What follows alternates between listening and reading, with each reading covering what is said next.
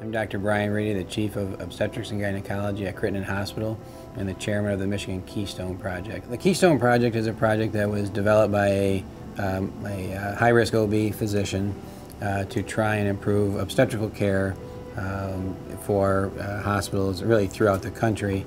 Michigan has adopted this. We are one of only 11 hospitals that have adopted this program, and the goal is to improve outcomes for moms and their babies. One of the most unique findings with the Keystone Project is delivering babies a little bit earlier than their due date was safe.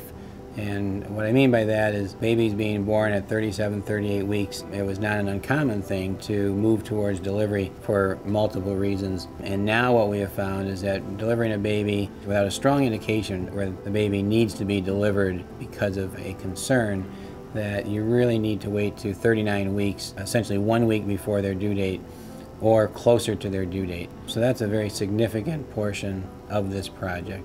If we wait to full term, the benefit to the baby is that we have much less problems with the baby having breathing difficulties. And what we have found, even between 38 and 39 weeks, a lot of babies end up having to go into the intensive care unit and need help breathing. So they end up on oxygen, which then increases some of their risks. The Keystone Project found some very interesting information on Pitocin, and that Pitocin can be, although a necessary medication in many situations, can also be a potentially dangerous medication if not used correctly. The Keystone Project has taught us to use Pitocin much more carefully. So now we use it much slower, much lower doses, and monitor it much more closely when we use Pitocin. We can decrease the number of times where a baby starts to have problems, such as heart rate problems, to make it safer for the baby in the process of labor and delivery. Well, the outcome is the most important,